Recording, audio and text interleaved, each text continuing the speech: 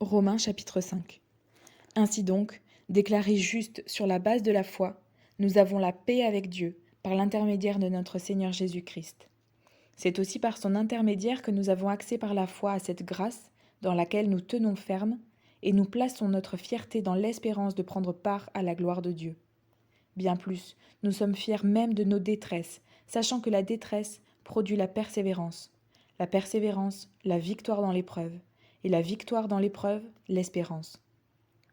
Or, cette espérance ne trompe pas, parce que l'amour de Dieu est déversé dans notre cœur par le Saint-Esprit qui nous a été donné.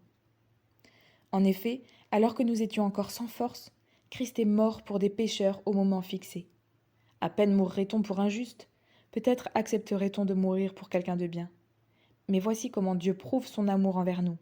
Alors que nous étions encore des pécheurs, Christ est mort pour nous. Puisque nous sommes maintenant considérés comme justes grâce à son sang, nous serons à bien plus forte raison sauvés par lui de la colère de Dieu. En effet, si nous avons été réconciliés avec Dieu grâce à la mort de son Fils, lorsque nous étions ses ennemis, nous serons à bien plus forte raison sauvés par sa vie, maintenant que nous sommes réconciliés. Bien plus, nous plaçons notre fierté en Dieu par notre Seigneur Jésus-Christ, par qui maintenant nous avons reçu la réconciliation.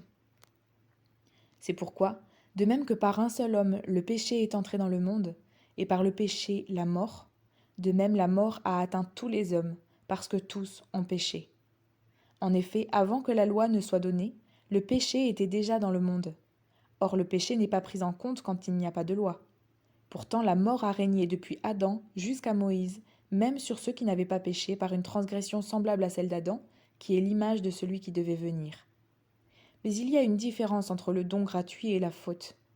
En effet, si beaucoup sont morts par la faute d'un seul, la grâce de Dieu et le don de la grâce qui vient d'un seul homme, Jésus-Christ, ont bien plus abondamment été déversés sur beaucoup. Et il y a une différence entre ce don et les conséquences du péché d'un seul. En effet, c'est après un seul péché que le jugement a entraîné la condamnation, tandis que le don gratuit entraîne l'acquittement après un grand nombre de fautes. Si par un seul homme, par la faute d'un seul, la mort a régné, ceux qui reçoivent avec abondance la grâce et le don de la justice régneront à bien plus forte raison dans la vie par Jésus-Christ, lui seul. Ainsi donc, de même que par une seule faute, la condamnation a atteint tous les hommes, de même par un seul acte d'acquittement, la justification qui donne la vie s'étend à tous les hommes.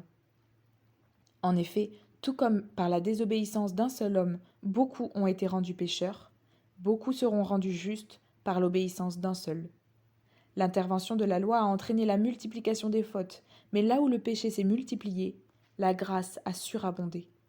Ainsi, de même que le péché a régné par la mort, de même la grâce règne par la justice, pour la vie éternelle, par Jésus-Christ notre Seigneur.